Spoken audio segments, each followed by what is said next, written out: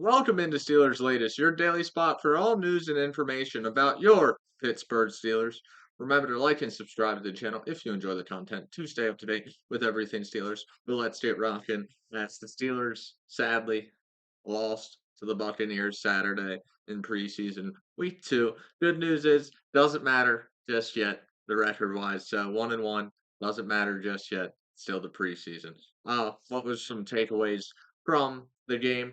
First off, what I was looking for last Friday, going in to the game, I said pay attention to the trenches. We want to see better rush lanes, and on defense, we want to get more rush in the interior of the defensive line during the opposing team's running game and pass game also. But we saw some of that. We saw the run lanes open up some more for Caleb Johnson. He went over 50 yards. We saw the defensive line play a lot better in the run game also. 8 tackles for a loss this week. So that was very nice to see. What really struggled early was Mason Rudolph throwing that interception. The Buccaneers getting a little momentum going on offense early, but after Teddy Bridgewater left the game, the defense really locked it down, and we were able to tie it up. But then with the last second field goal, Buccaneers took it away. Who were some standouts in this game, though? Some player standouts. Roman Wilson, he had a couple big receptions in this one. So that was very nice to see. He's one of the players fighting for a starting position at receiver. So it seems like there's a lot of trust out there with him right now, with multiple quarterbacks throwing shots his way. Uh, the two biggest plays he had coming from two different quarterbacks, Mason Rudolph and Skylar Thompson. So seems like he's a reliable connection for the whole QB staff in Pittsburgh.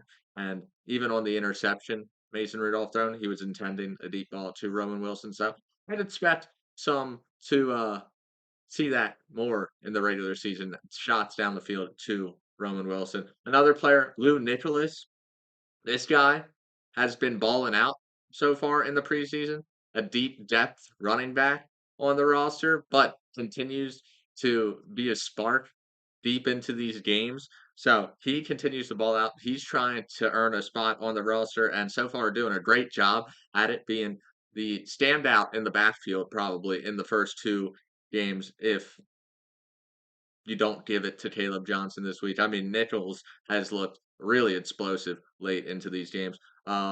Moving to the defensive side of the ball, who are some standouts there? UDFA, Sebastian Castro. He led the team in tackles. The defensive back was flying around all over the field late in this one. He's trying to earn a spot on the team. He's trying to make the coaching staff and just the Steelers staff in general consider keeping 5 safeties going into the regular season. And the final standout, Cole Holcomb, just an overall solid performance on limited reps from the middle linebacker. Holcomb, 4 tackles, doing a solid job holding it down there. I think he's going to be one of the good rotational pieces in the middle of this defense with Patrick Queen and Peyton Wilson. You're going to see a lot of Cole Holcomb still this year. Uh, let's move on though to Tomlin giving praise to a couple rookies. One we already mentioned a little bit earlier with his 50-yard performance, Caleb Johnson and Derek Harmon. Caleb Johnson once again really bounced back from last week's performance against the Jaguars. This week, 11 carries for 50 yards. That we'll take that any day of the week. That means that's basically 5 yards per carry. That will get you down the field and in the end zone any drive. So that's what we like to see out of Caleb Johnson. Derek Harmon, he also got his first sack, his first career NFL sack. Couple tackles also, one for a loss. He was being a force of havoc in the middle of this defense this week. Tomlin said they both took a step forward. I'd agree with him completely. They both clearly took a step in the right direction this week, and hopefully they will once again next week in the final preseason game.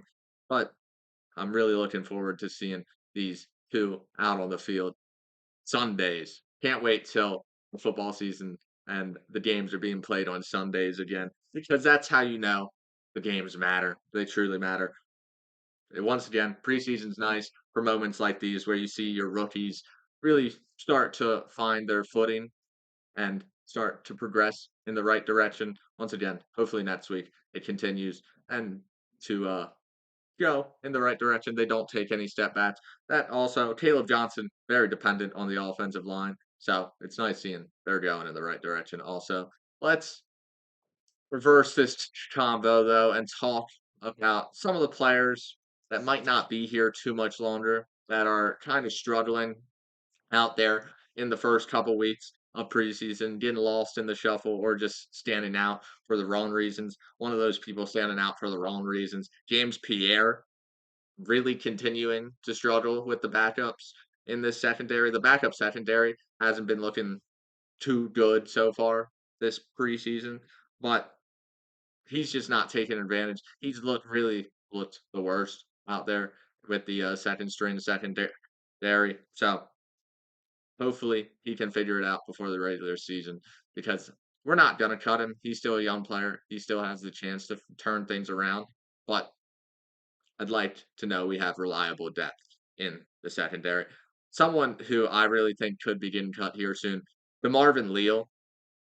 It just sucks for him right now because he's in such a loaded defensive line room here in Pittsburgh that like he has to stand out in these preseason reps and he just isn't doing that. So I wouldn't be surprised here soon if he's just not on the team anymore just because the talent has passed his talent. So that's just how it happens sometimes.